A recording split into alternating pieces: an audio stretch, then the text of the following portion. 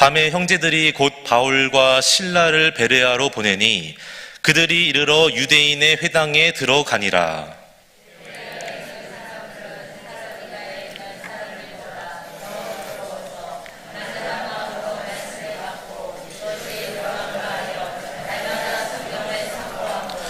그 중에 믿는 사람이 많고 또 헬라의 귀부인과 남자가 적지 아니하나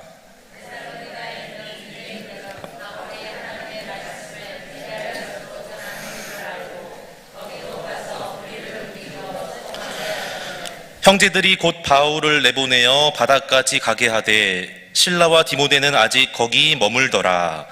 바울을 인도하는 사람들이 그를 데리고 아덴까지 이르러 그에게서 실라와 디모데를 자기에게로 속히 오게 하라는 명령을 받고 떠나니라. 아멘. 할렐루야. 주의 찬양님에 나오신 여러분 모두에게 넘치는 은혜와 복이 있게 되시기를 축복합니다.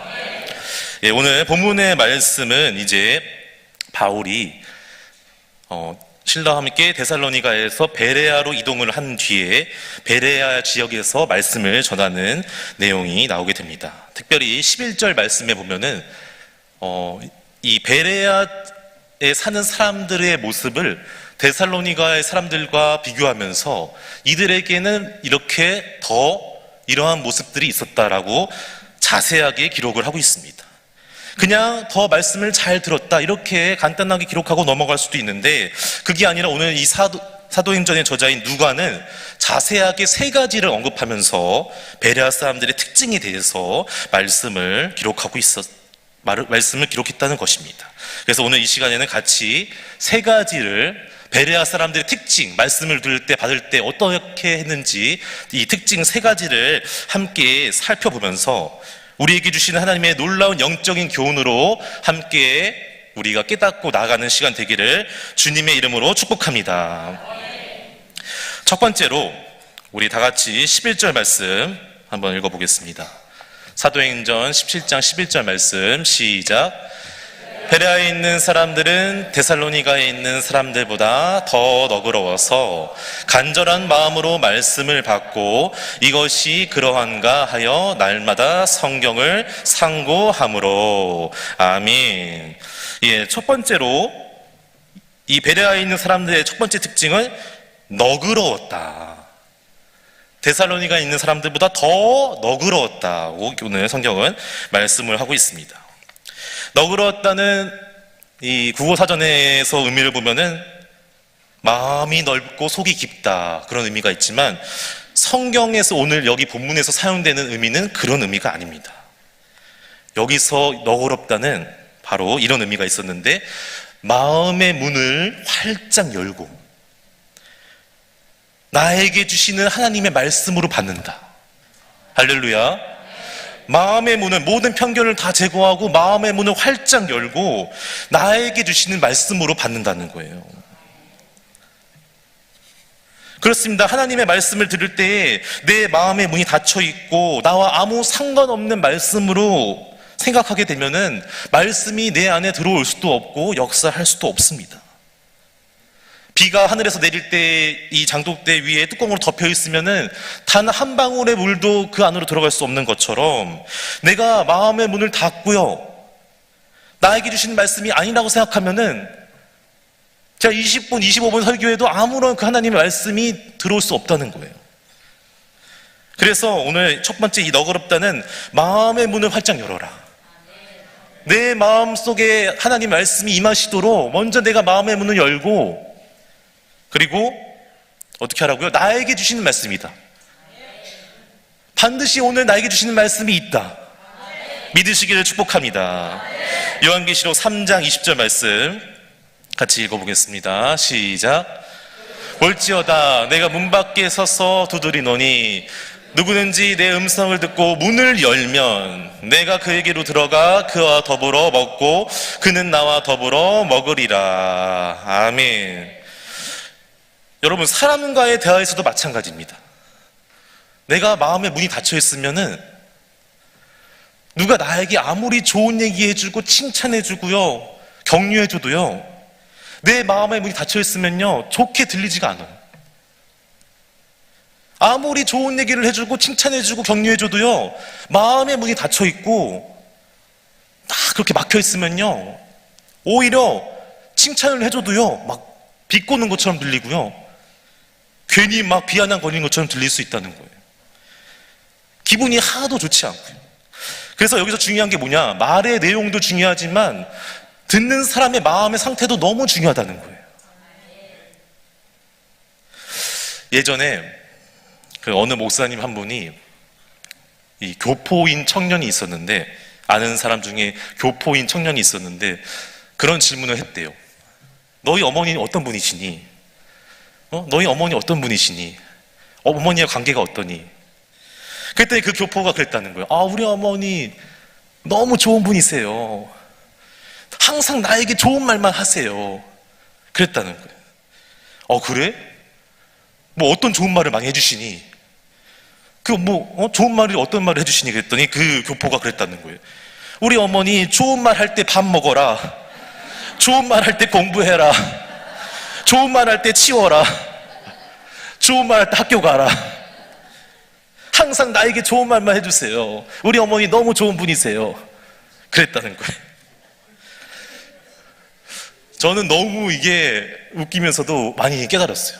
그렇구나. 사실 어머니는 좋은 말이 아니었는데 경고고 협박이고 너 말 안 들으면 정말 혼난다, 막 그런 꾸중이었는데, 그냥 좋은 말을 할 때를 그냥 있는 그대로 좋은 말로 받아들이니까 좋은 말로 다 들리고, 우리 어머니 너무 좋은 분이시고.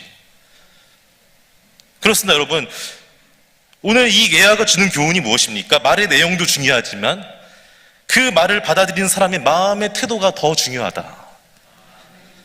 오늘 베레아에 있는 사람들은 말씀을 들을 때에 마음의 문을 활짝 열고 모든 편견을 다 버리고 내 생각을 다 버리고 온전히 바울이 전하는 그 말씀에 집중하면서 그 말씀을 들을 때에 바울이 훨씬 더 데살로니가 있는 사람들보다 더 쉽게 복음을 전할 수가 있었습니다.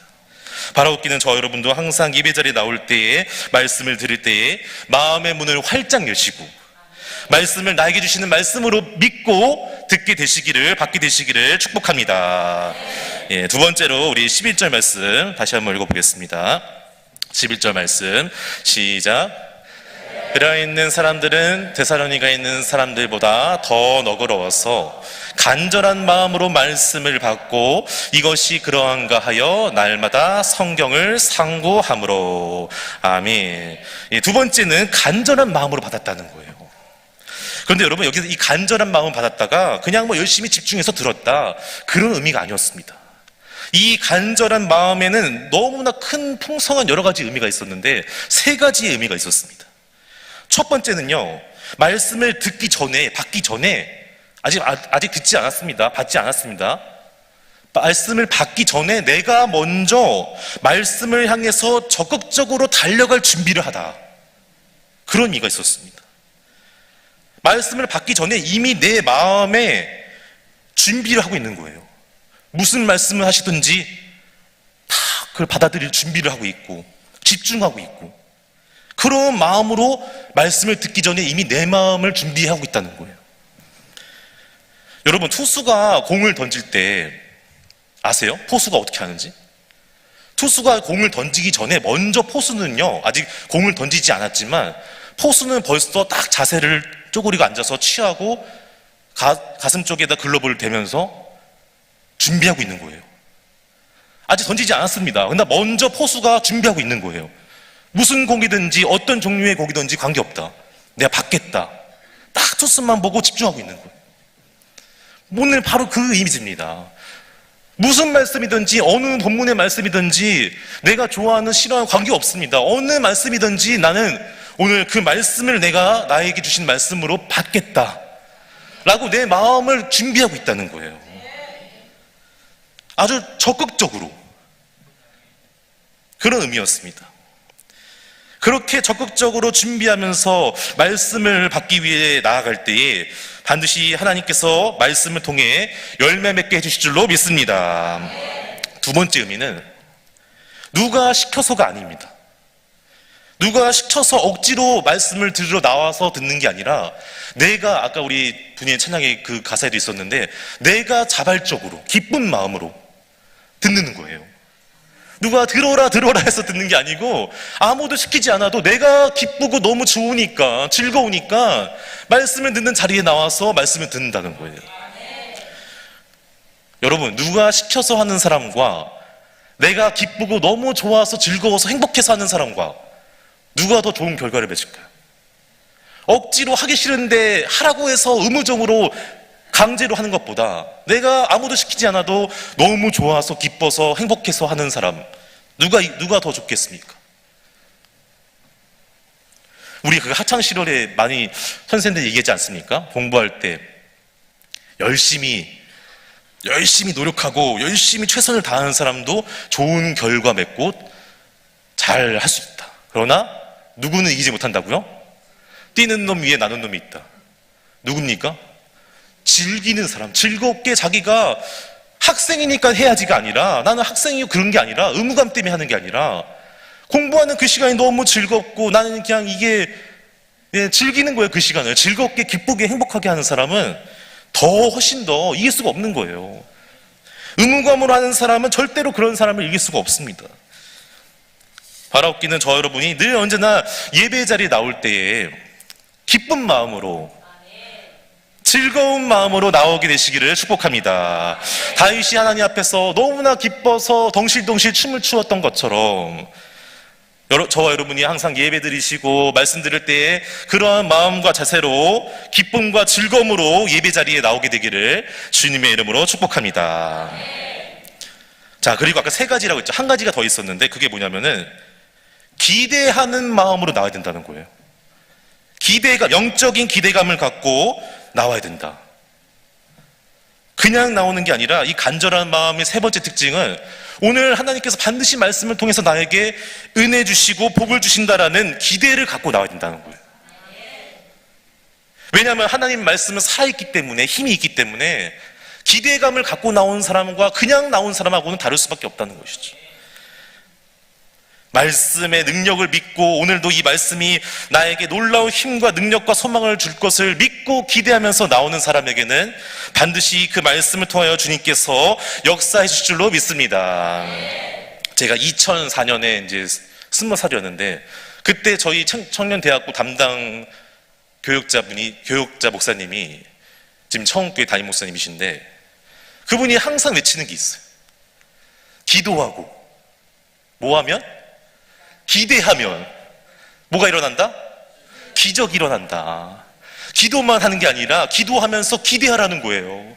전능하신 하나님이 나에게 주실 은혜와 복을 바라보면서 기도하면서 기대를 하면은 반드시 기적이 일어난다. 우리 시편 107편 9절 말씀 같이 읽어보겠습니다. 시작.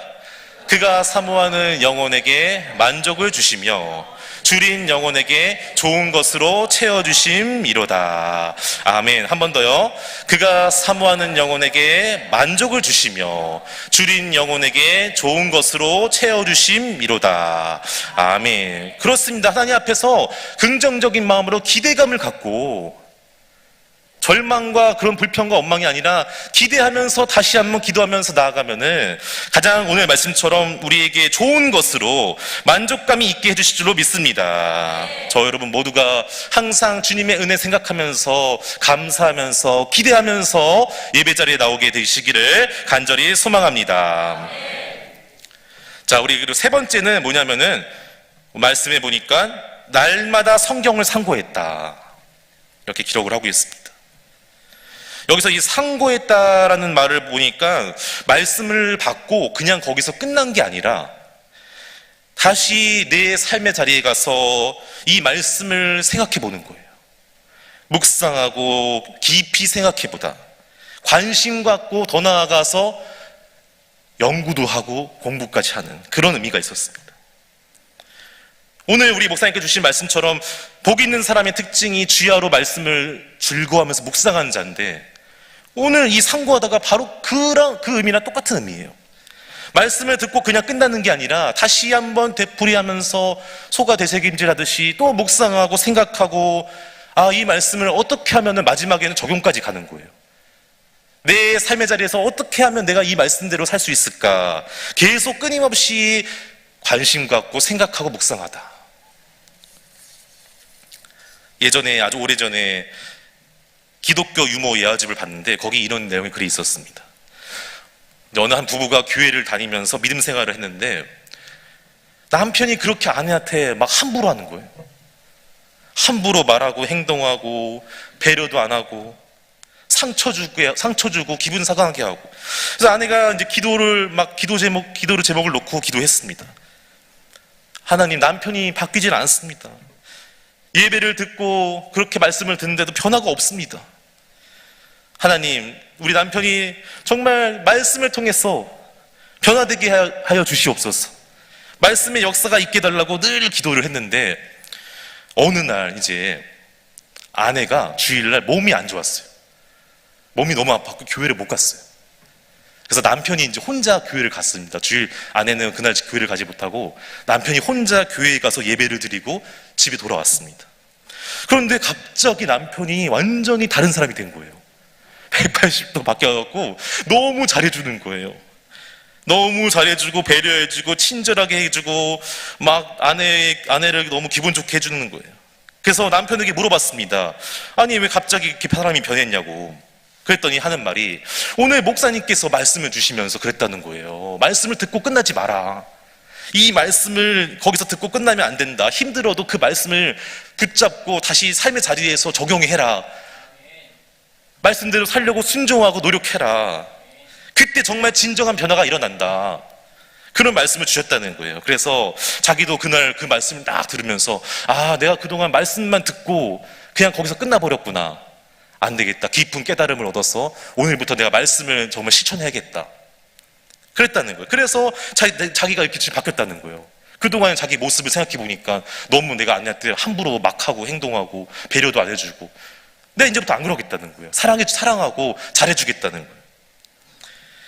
그리고 아내가 아, 드디어 내 기도 제목이 응답을 받았구나.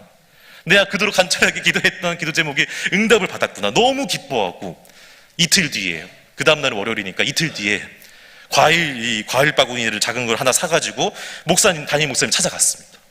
그래갖고 이제 목사님께 그걸 가서 여쭤본 거예요. 목사님, 우리 남편이 변했어요. 정말 이렇게 이랬던 사람인데 그날 주일날 목사님 주신 말씀 듣고 목사님이 그 말씀 듣고 끝나지 말고 이렇게 실천하라고 해갖고 완전히 우리 남편이 변했습니다. 너무 기쁘고 너무 지금 행복해요. 감사해요. 이 과일 이거 드시고 이렇게 막 그렇게 얘기를 하면서 근데 목사님, 제가 궁금한 게 하나 있어요. 제가 그날 못 갔잖아요.